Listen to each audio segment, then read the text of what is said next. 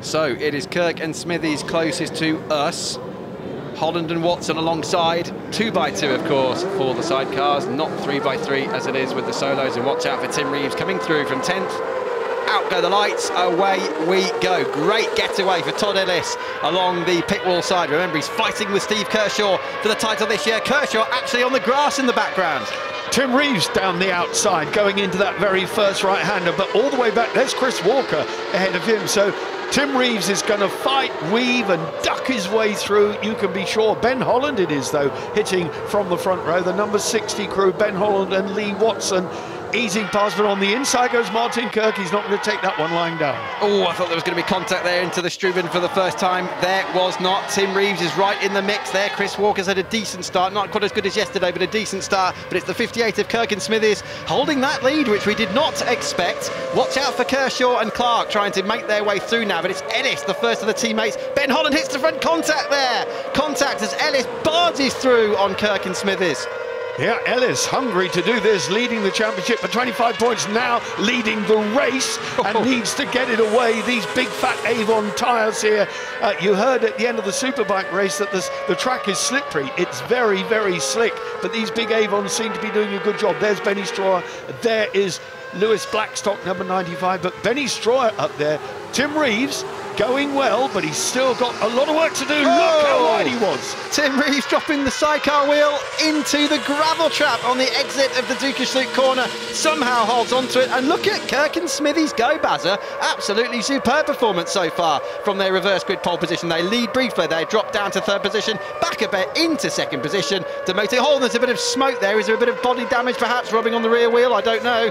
Well, Martin Kirk from the Midlands, Shelley Smithers, his female passenger, lady passenger, doing a great job. They're scything through in second place here. Tim Reeves ducking out on the right-hand side of your picture, but he's going to have to go grass tracking again, and again he has, all the way down the grass, in behind Stroy, but Blackstock is not letting him through. What good stuff. Excellent stuff. That was Kershaw at the inside. The Christies are there as well. Sam and Adam on the white bike up the inside line. Oh, Tim Reeves must be thinking, I wasn't expecting it to be quite so difficult, guys. He jumps up ahead of Chris Walker, who's on the yellow outfit on the right-hand side now. Up the inside line goes Chris Walker. Together, but no, Reeves is ahead of him. There's Blackstock on the left. Kershaw is number one with the sidecar wheel up in the air there. What a great start to the race. Yeah, Kershaw then ahead of Tim, but behind Todd Ellis, and that's significant because that's where the battle for the championship is. Watch Steve Kershaw, the reigning champions, hence the number one. Benny Stroyer then past Martin Kirk and Shelley Smithers. Magnificent, magnificent Zeispan race this is. There goes Kershaw into the right-hander at the Steckenval, where we saw the Ducati so strong in the Superbike race earlier on this afternoon. Of course, Ellis there has disappeared off up the road. He's almost 2 seconds, in fact more now than 2 seconds ahead. What can Tim Reeves do then? This is going to be a real challenge for Tim. He needs to cut through. He's past Blackstock. Oh, there's a touch. There is actually contact there between Blackstock and Reeves. The Christies have a look as well. But this is going to be a far more difficult challenge than Tim Reeves was anticipating. Well, some paddock predictions, Bazza, thought that he'd be in the lead by the end of lap one. Indeed, that is so true, yeah. And Roger Body was one of those. He said Tim will be in the lead at the end of the first lap. He's dived through now on Martin Kirk. So bit by bit by bit, he's chipping away. But significantly, it's a 2-second lead that Todd Ellis had over the line last time, and Tim can gobble up a second a lap, so you can do your own sums. He's on the back of Steve Kershaw now, and he'll be a bigger fish to catch. Here he goes, and Benny Stroy's in there as well. Oh, another slight touch there. Well, we've already had a touch for Tim Reeves here at Assen earlier this year, and that was with the Birchells in the World Championship round, the documented, well-documented contact they had earlier in the season. But now then, we're on lap 3, and he's up into position 3. Next target is Stroyer. He's not going to be easy to pass. Look at the difference in speed, though, under braking for the Struben. Yeah, we have to say, Greg, don't we, that the outfits in second and third place, Stroyer 41 and Reeves 77, are wild cards. So they will not score points and disrupt the championship. But that doesn't matter to me. This is one heck of a race, isn't it? Kershaw, of course, though, will be bearing that in mind, as you say, fourth on the road. Third of these outfits, there he is, number one, left-hand side. Kershaw and Clark, they would still score 20 points, of course, as Bazza says. The two ahead would not be scoring British Championship points. Not that it matters, though. He's still going to have a go at Tim Reeves. By the way, Ricky Stevens and Ryan Charwood are carving through the field from the back as well after problems yesterday. They're up into 18th position now. Chris Walker in 9th at the last time of coming over the line. But this is good stuff by Tim Reeves, doing an absolutely fantastic job. Mark Wilkes, his passenger, young guy, has been with him all the way through the season. They are on the brink of lifting the world title for 2019. They've 2 more races to do, and that is down in Portugal, down your neck of the woods, a bit further west, and 12 points the gap. Yeah, Estoril, that is, in October. So next month for the World Championship finale. Here goes Reeves. He dives left, he dives right up the inside. Watch Kershaw closing right in on Stroyer as well, who's now going to lose drivers. Tim Reeves himself taking a tear-off away there, but looking over his shoulder to think, what's going on behind me? That's second then, and we're on lap 4 now, and it's a 4.4 second gap that he needs to close in to Ellis and Richardson. Look in the distance, there they are. Well, I can tell you that Tim actually likes this reverse grid. He likes to show what he's capable of, and we know he's an absolute master. Not for nothing is he 7 times, 5 times a Formula 1 champion, and twice the 600 Cup. So he's a very, very accomplished sidecar racer. Steve Kershaw, though, as a matter of principle, will want to try and pass him, because Steve Kershaw sent Tim Reeves a text earlier in the week, looking forward to Assen and kicking a bottom. Those exact words, were they? Yeah. Something's kicked off down at turn 1, by the way. A yellow flag out here as we look out of our window. So something's obviously happened, I think, at turn 1 as we watch Kershaw and Clark. Let's see what they can do now about Stroyer and Rossu, then, who are ahead of them. As Bazza said, World Championship riders, wildcards here. And that's the 58 of Martin Kirk and Chevy Smithers. I can't believe it. Another technical problem. They were leading from pole, they were running second, and trouble has hit them yet again. Well, they're a team that run on a very tight budget, and that Yamaha of theirs, quite an elderly engine, so they can't refresh the engine as often as they'd like. They do run on a tight budget, but by golly, Martin Kirk and Shelley, both extremely talented. We saw that. You don't run at that pace, even for 3 laps, if you haven't got what it takes. Now Stroyer's going to have to go on the defensive here as Kershaw has a look. You can see the sun now, how low it is in the sky. Not a problem under braking for the chicane. That'll be a clean move, surely. Yes, it is. And through they go. So that's 3rd on the road, but they're still 2nd in class with Stroyer coming through. But with 5 to go, Ellis and Richardson lead Reeves and Wilkes by now just 2.8 seconds.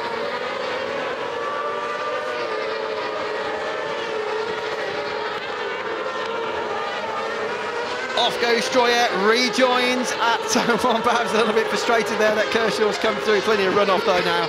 Can I utter the immortal words, track limits? Yeah, Again, across the green stuff, that is absolutely verboten. You cannot do that, but a look over the shoulder, that customary glance, how many times over the years have we seen that Tim Reeves characteristic move? New track record on a 600 sidecar, 1:43.024. It was a 1:44.5 for the leaders. It was 2.8 seconds, as I say, when they crossed the line. Great scrap going on here, though, further back. Blackstock and Rosley, the Christies here right behind them. And then John Holden and Lee Kane. This is 5th, 6th and 7th, and not too far behind them. Look in the background for a flash of yellow. There he is, the stalker. Chris Walker closing in as well. I'm impressed with the number 34 crew, Sam and Adam Christie, on their Yamaha. They've been on the World Championship trail this year, and it shows. They are running at World Championship pace with Blackstock and Rosney, who committed fully to the British Championship this year and ignored, for want of a better word, the World Championship. The word on the grapevine is many of these crews will be chasing World Championship honours next year.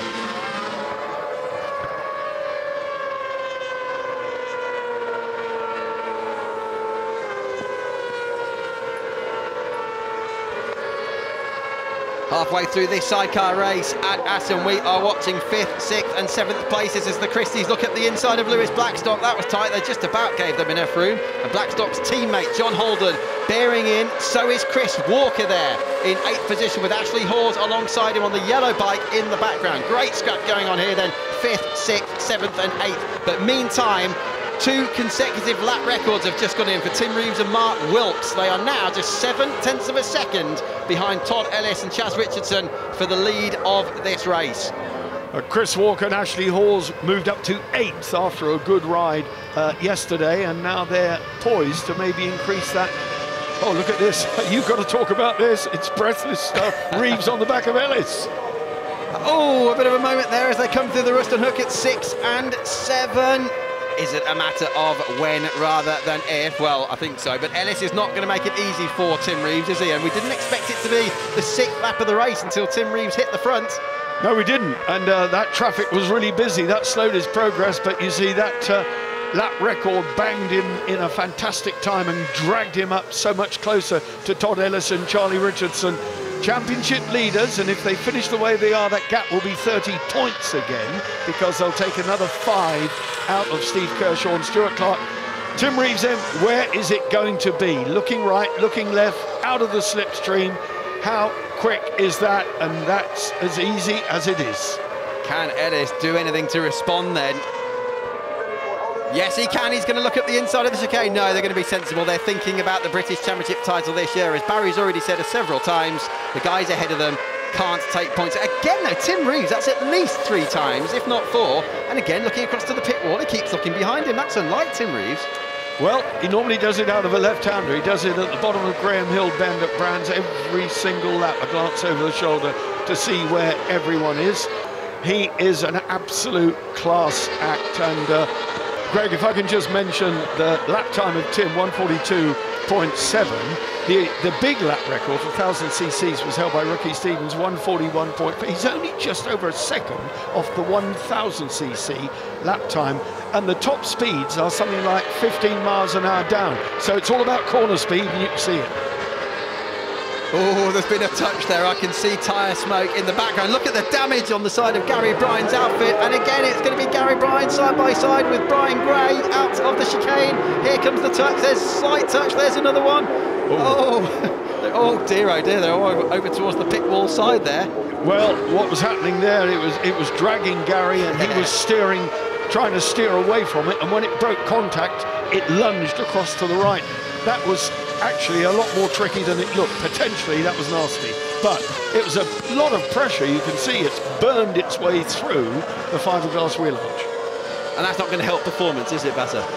No, there's no smoke. We're not seeing any tyre smoke, but aerodynamically it's not the same, that's for sure.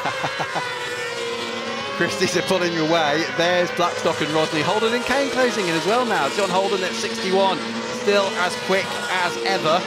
Long lap penalties being given out further back, by the way, to Tommy Phillip and Tom Bryant, 52 for cutting the track, cutting the chicane earlier on in the race at turn 5. Long lap penalty here, incidentally, around the outside of turns 3 and 4.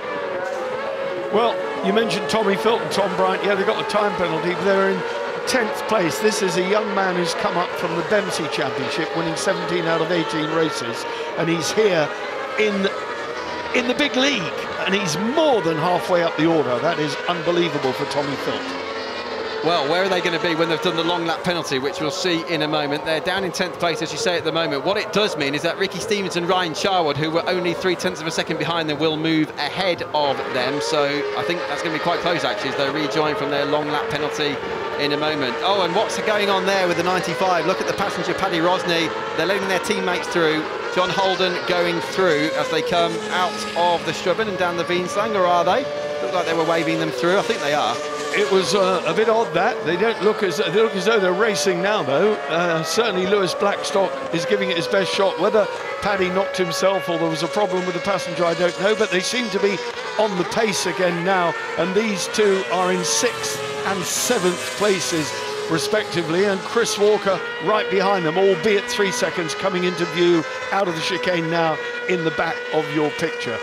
But there's a lot of talk of these guys all going to do World Championship next year, so we do not want depleted grids here in the UK. Somehow we're going to have to find a way to reconcile the two series side by side so everybody gets to play everywhere. How good would that be? Although there are a lot of talks going on to dovetail the calendars, are there not? Indeed, absolutely. And that being the case, then we can get the best of the world here in the British Championship and the best of the British riders going out there and fighting for world honours. But on this performance, Tim Reeves is going to be a hard man to beat.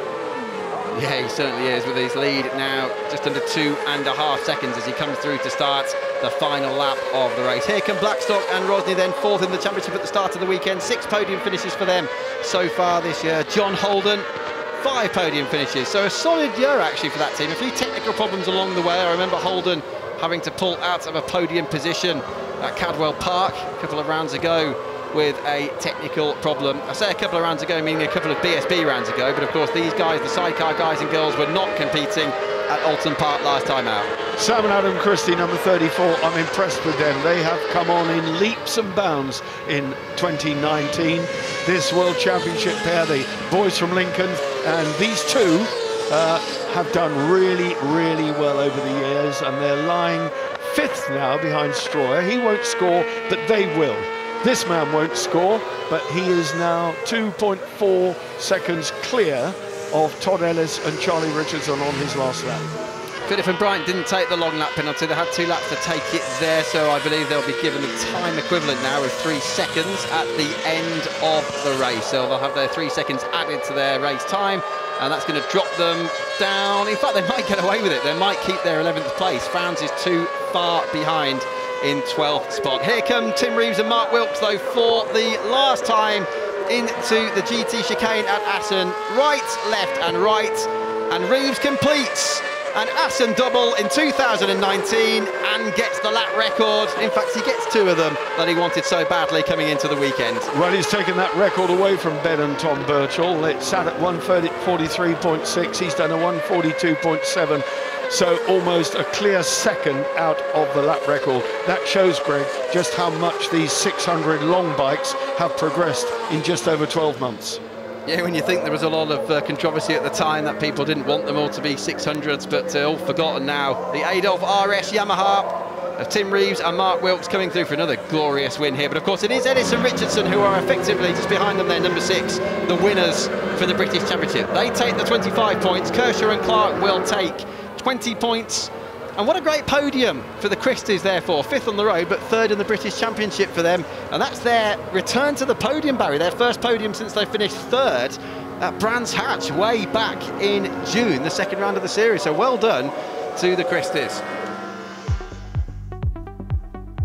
So Tim Reeves and Mark Wilkes return to the British Championship as wildcards, and they do the double here at Assen in 2019. But it's 25 British Championship points for Todd Ellis and Chaz Richardson, their teammates and rivals.